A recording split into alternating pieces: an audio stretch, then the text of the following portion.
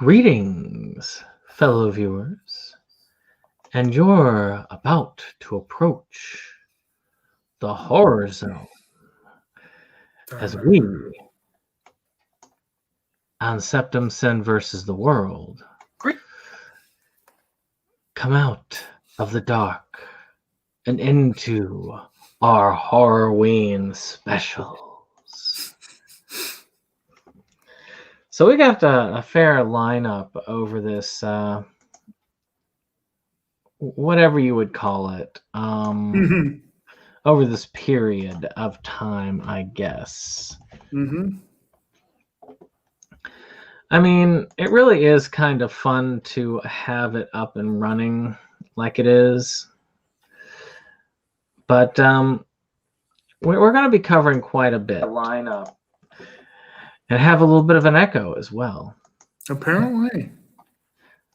But we are going to be covering quite a bit of stuff this time, and most of it's going to be Friday the 13th related. Unfortunately, it's just us today. Yeah. But we've got a fun film. We want to finish what we started. We're those kind of people, you know? We like to finish the things we've started. And so naturally, we had to bring in the sequel to Pinata Survival Island. Oh, of course. We're talking about 1031 Part 2. And of course, if I'm talking slow, it's only because I'm trying to delay while I'm trying to get the word out so that people can actually join us on our watch through. But I'm showing this off like it's mine, but yeah, he's got my copy. Yeah, I wouldn't mind having it. It's kind of fun. I love the art. The cover art's fun. Yeah, I was a part of the Kickstarter for it. And I was also part of the Kickstarter for the first one. And they asked me if I wanted the DVD, if I wanted the Blu-ray, or did I want to hold out for the slipcover. Well, I'm not as big a slipcover whore as some people. But I do like me a nice slipcover. And I paid enough already. So that is a nice slipcover.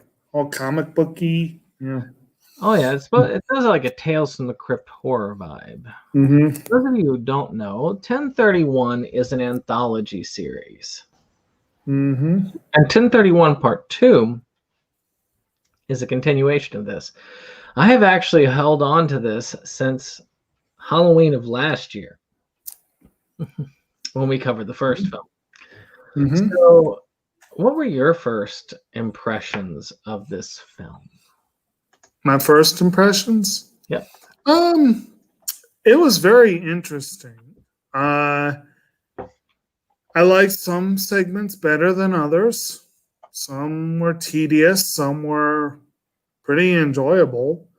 Overall, the acting was considerably more even than it was with the first go-round.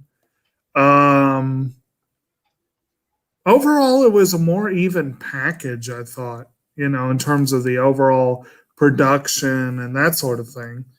It was a decent follow-up. And I thought it was okay. I got spoiled by the first one because I really liked the first one.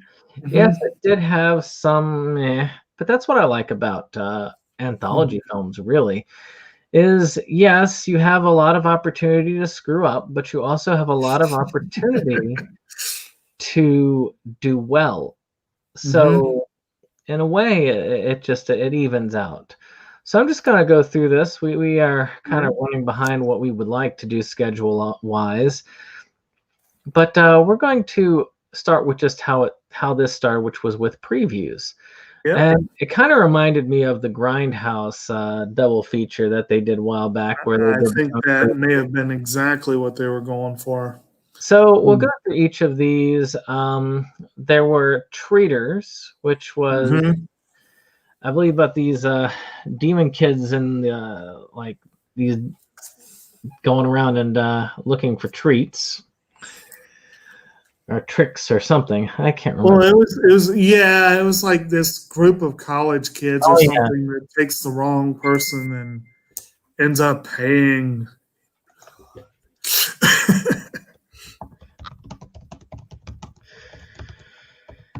So yeah, it was interesting. My favorite one was the second one, which was oh, by the way, there are some spoilers, so just as a heads up. Yeah, but you wouldn't want to spoil the trailers. Yes. But one of my actually my favorite, and the one I wish to see if it was made in a film, I would have seen this, is Squatch. I think he even had like a Confederate cap on. Yes, he did. And though it was a fake costume, it was just so funny. I mean, I had to laugh. It was so cheesy and overblown, but it was like, I could see this being something that if it was dragged out to feature length, I might regret it by the end. But as a basic concept, yeah, it was pretty hilarious. If they did it right, you know. Then there was the Candy Taker. Yeah. You saw this more recently than I did. Yeah. The Candy Taker was, what was that one? That one I didn't pay as much attention to because it didn't really interest me. There's only two that hit me. That one and the October Kids. Yeah, that one I liked a lot. Yeah, the Candy Taker, I think it was, well, it was something. Was that the one about the candy? It might have been. I don't remember.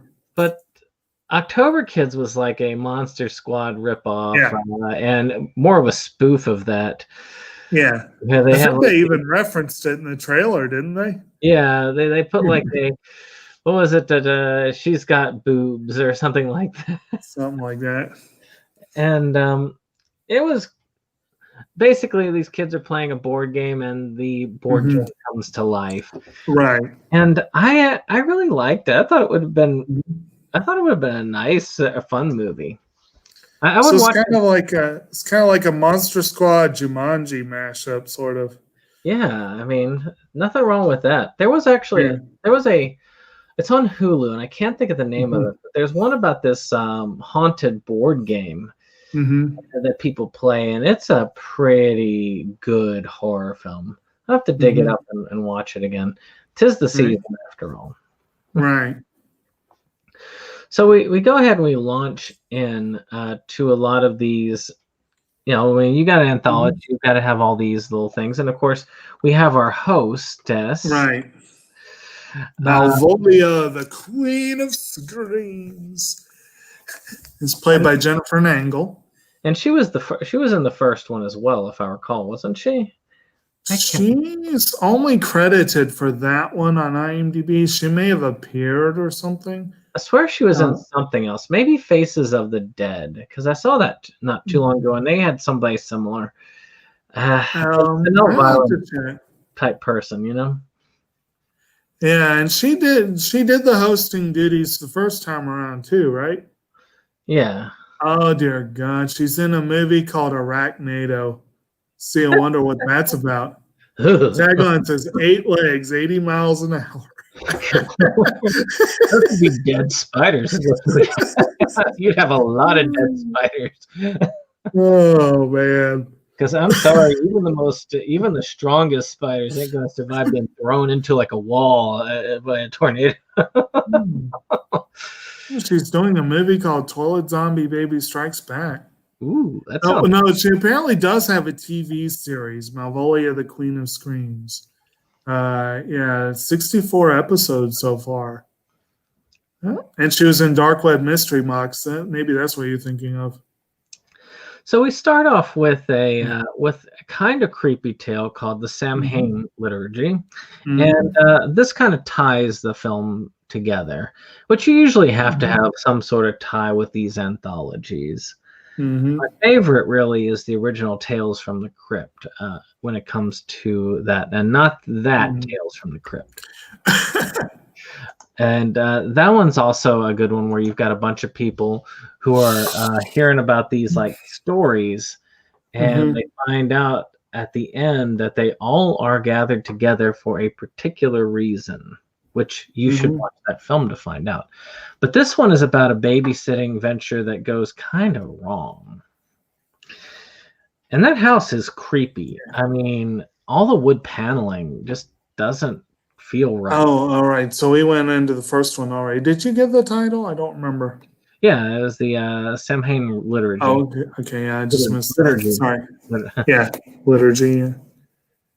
Okay. So, what did you think of these characters here? You had really only 3, but you had the parents, which I love. Yeah. They were going to like doing the cocaine and all that stuff. But you had the creepy, like Michael Myers wannabe with the mask making, and then you had the babysitter, and you had her boyfriend that came in to visit, because they always have to have their boyfriend over. Oh yeah, she was cute. He was a douche. They both basically fit the usual roles. He gives this impassioned speech about black metal. And yes. If you haven't listened to it, you see, you get all these little tidbits for tuning in. Go to YouTube, because it's the easiest place to find it, and or if you go, your streaming thing, look up Adam As Package and the song "My Black Metal Friends." It's actually quite funny. Good deal. But we find out that this babysitting job isn't quite what it's meant to be, as she discovers something strange in the basement. So, thus far, what do you think of this tale? I mean, do you feel like did it scare you at all? Did you feel like it was creepy? It was creepy. There were moments that definitely got creepy. That little kid, yeah.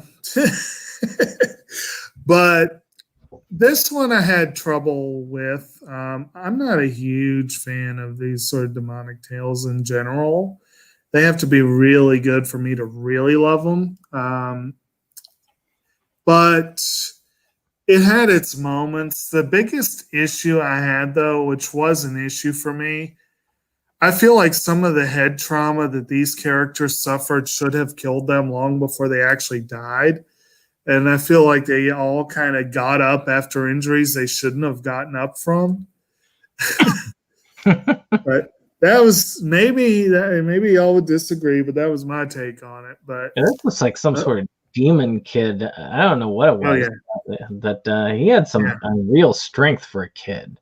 Oh, he did. No, but the other two too, because you got that, like, she just does this thing where she just freezes and glasses over, and you see the blood come down, and you're like, oh damn, she's out. And then she gets up again and she's walking around, and it's like, no, I don't think that's how it works. Hitting the head with the hammer. She should have a concussion that is, yeah. Anyway, but it was interesting. And of course, the big reveal at the end was kind of fun, where she finds out that she was sold out by pretty much everyone she knew. And yeah, it was kind of fun. Yeah, you should definitely, I would say that this one was a decent one to watch. So let's go over into Overkill, which I believe is the next. I think the next one was Deadlift, wasn't it? Okay, Deadlift. Yeah. So I'm trying to find one that had them in order, but I'm pretty sure, does it list here on the back? No, the back is all out of order. I'm pretty sure it was Deadlift, and then the Apache Hatchet, the Hatchet, and then Overkill. Mr. Mary. Yes, yeah. So let's go then from Deadlift, which you basically have this dude who's like an Uber driver. Jeremy, I think his name was, played by Tim Robinson. And he picks up first of all, there's this one dude who's a total dick who leaves him, leaves him really bad rating. And then this guy, Howard, gets in. And I liked Howard. He was a fun character. He's creepy old dude dressed up as a vampire. And as the night goes on, he keeps getting up in Jeremy's face, like, grabbing the seats and leaning forward. And even though his hands appear to be covered in blood, and he's like, and Jeremy's like, man, no. And they have a pretty good discussion. And then eventually you realize that there's something more to this guy because he starts talking telepathically with Jeremy. And that's, for me, kind of where it went off the rails. I mean, I liked it overall, but it got really head trippy toward the end and not in entirely a good way, I thought. It was very weird, almost existential. Yes. I was kind of finding myself glassing over with that one, I admit. As it went on, and they were just talking about this and some sort of weird possession thing. I wasn't sure I totally got everything from that one. Yeah, and then, of course, the whole time Howard is falling more and more to pieces and just looking... Basically, this image you have here on the cover is essentially him as he's falling apart. Yeah, it was weird. And then, of course, the girlfriend gets involved somehow, and they go through the whole rigmarole again for another few minutes, and it's like, it started off with such promise. Yeah, I thought it would have been interesting if they had done a twist, a different twist. Does that make sense? Whereas instead of that, maybe make it sort of like a judgment thing, or maybe he's already dead, or make that like the twist, and that he's being he's actually chauffeuring the guy to hell or something. I don't know, but it seems like it'd be better that way. But it was still a good segment. It held my attention for the most part, but I'll admit I drifted a bit. But again, I did like it okay. It's probably one of my least favorite, but it definitely goes to my least favorite, which is the Apache Hatchet Massacre 2. Now, aside from the fact that I thought it was another preview for a moment, and the way it starts is odd. I was going to say with this one, at least it doesn't give you time for your mind to drift. I mean, these people are like prancing around, like this guy is like some sort of archaeologist or something, but he decides, screw the environment, I'm going to litter. No. I was like, okay, well, this dude deserves to die. Maybe he's leaving his mark so future generations can pour over his litter. I don't know. I don't know. It's just kind of weird. And then, of course, the hatchet is this weird looking, like rubber looking hatchet. Yeah.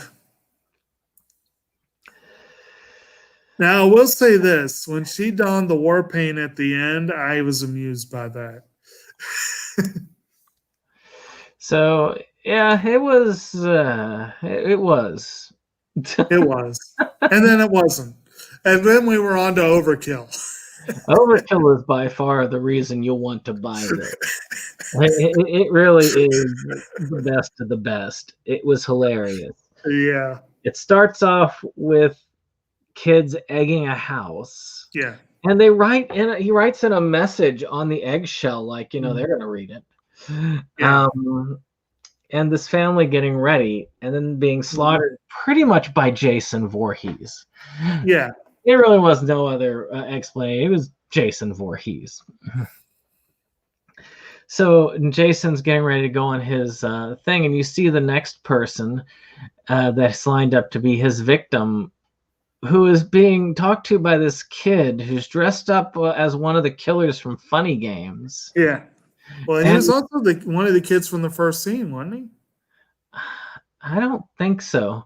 Oh, well, I thought he was. Whatever. This kid was like weird and smarmy and creepy at the same time. He was like creeping on her, which is weird. Yeah. He's like hitting on this girl who's like, I think she was supposed to be a high school girl. Of course, she was probably a little older than that. But yeah, and this kid's probably like 12, something like that. But so you've got Jason watching her from Yeah. see, there's the connection. There's Jason in this. Exactly, yes. So And he's watching her from one side of a bay window, and then he looks over. like, this is my spot. I've been tracking her for months. Okay, maybe not months. To clarify, the other serial killer stalker is the one that he's talking about, because Jason doesn't say a word. He just stands there. Oh, as Jason does.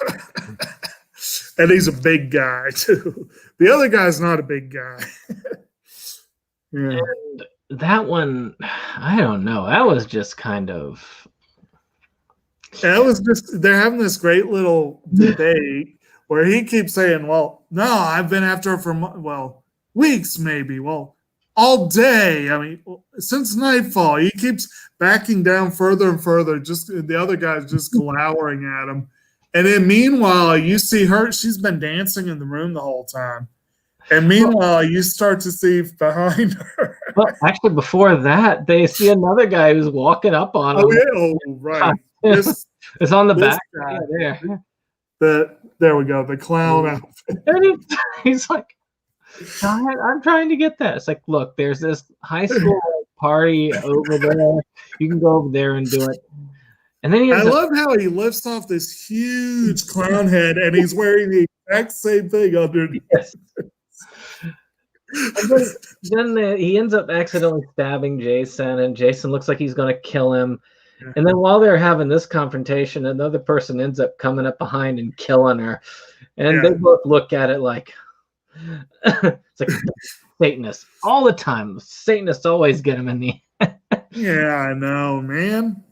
So and then they're suddenly buddy, and they like walk away, and then they run into that little kid, and he starts palling along with them, telling them about the high school party, and like, yeah, he's probably going to kill some people too. That had to be my favorite one. It was probably the funniest of all of them. Yeah, actually, it was the only funny one, I think, really, but it just others had some moments, but not much. It was well done. It had a lot of good humor to it. Right. But then there was the last one. There was the last one. Sister Mary. And that one to me was the creepiest of the ones. To a degree, it kind of lost me at a point, because this was another one where they kind of got a little weird. Like, there was a part where I think it was they played with flashback and they played with fantasy, and they weren't always clear which one was which. And at one point, I kind of just lost track of what was actually happening. You find out that she ended up killing her husband and locking him in the basement. Right. She kind of gave up her position with the church for him. Yeah. And she's got this thing blocking the basement because she keeps seeing him like trying to climb up the basement to her. Yeah. And that part, by the way, was creepy when you saw him coming up the basement. I thought that was like, oh crap. And it kind of blurs the line between reality and fantasy. But I do have some issues with it. Let me ask you, do you know why she killed him? I couldn't figure out a motive. I kind of got the impression that she didn't want to have a kid with him. That was the impression I got. I don't. Yeah, like I said, this one just left me confused. That was the thing that was the one I was kind of like, what? Yeah. Because they were so happy throughout everything else. Then she stabbed him to death. I don't know. Yeah. I mean, eventually she does go down to the basement, and that was a very tense scene. But then they move into this connection that connects right around to the first one again. And you get to see the little kid. Because, that little kid showed up a few times in that one, didn't he? Yeah. Yeah. And so he's out in the end. But I don't know. Though I do think it was the creepiest of them. It wasn't the surreal kind of drone that the other one was, the deadlift, but it was kind of even, in my opinion, with the first one. I thought both of those were the creepiest ones. Well, it's also appropriate that the star of Sister Mary was a supporting player in the first movie, and they're both by the same director. So yeah, they definitely were connected. And again, that kid was in both of them. So that kind of wraps up our plots. So Uh-huh. what did you think of the what do they call it? Does it makeup effect, so to speak, or lack thereof? I think for the most part, it was pretty good. I mean, it was kind of what you'd expect for low budget indie stuff. I thought some of the effects they used in Deadlift were kind of wonky. Some of the other random things they used here and there, I wasn't crazy about, but some of it was pretty darn good. And I definitely want to cite the whole look of the clown again, and the whole idea that the head was the same thing. I thought the I costume love design, that. Yes. I did feel like the costume design was creative on Overkill. Yes. And also overall it was generally good on the costume design. Like Howard had a pretty good costume design, and a lot of the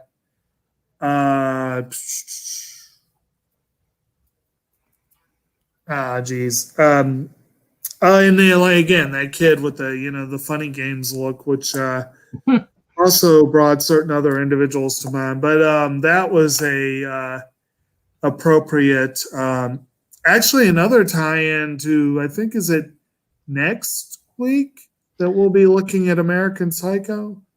I think that kid kind of reminded me a little bit of that guy too. I think it's American Psycho paired with Vampire Hunter D. Won't that be a fun pairing? Interesting pairing indeed. Yeah. So tune in next week. Yeah. I don't really have much to say about like music wise. Yeah, I liked it. I can't remember that it really stood out to me.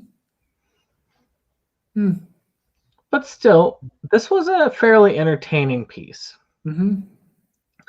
I had some enjoyment out of it. I didn't enjoy it as much as I enjoyed the first one, but I did get some enjoyment out of it. The trailers were fun. Overkill was hilarious, and a couple of them were pretty creepy. I think overall, I would say that there was a lot more good to it than there was bad to it. What's your take on it? I mean, that's a pretty good summation. I mean, like I said, there were definitely some, we've already covered some of the highlights. I mean, Overkill had some great moments, and there were some pretty good moments scattered throughout, and there were some kind of head scratching moments scattered throughout. And overall, as you said, anthology films have a tendency to be uneven because they're from different people, and you can't always expect consistency. But again, I felt like there was more consistency in terms of the level of production than there was with the first one. Yeah, I think so. The first one was the one that had like the bed and breakfast, right? I still remember that was a good one. Yeah, that was a good segment. I don't think anything quite approached that in terms of the overall quality. Although again, Overkill was definitely pretty hilarious. I think from a purely artistic standpoint, one could argue that it was kind of a moderately creative spoof on the slasher genre. I mean, it wasn't anything earth-shattering on the creativity aspect, but it definitely was something that I don't think I've seen done before, or at least not quite the same way. So that was fun. Yeah, that's about it. That's probably all I have to say on that one. That's all I gotta say about Exactly. that. Yeah. And with that being said, of course, this is a fairly short one, but it's just the two of us this time, so Yep. there's really only so much we can hit. And this one had some good points, but it really wasn't as there wasn't a lot to talk about overall, except for Truck Squatch. And yet we didn't really talk much about that one. Well, we want to save it. That's worth like 5 hours of discussion, right? Just all the nuances as you dive into the depths of the trailers. Well, one day we'll get the Peter Jackson cut of that one, and Oh yeah. actually, I could see that being a Peter Jackson cut. Get back in his raunchy horror. Here you go, Truck Squatch. Oh, I would see that. I think. Well, this has been the first of potentially many Horrorween episodes. I hope you, fellow viewers, will stick with us as we continue along the line next week as we cover not one, not three, but 2 Friday the 13th fan films. Now one of them was Vengeance, and the other one that Dave helped participate in, but it's on YouTube, and I've got a copy of Vengeance that you can utilize. And what's the other one called? I can't remember the title, but I'll have it up. I'll have it up by Tuesday. Okay. So with that being said, we'll wish you a creepy October. Indeed.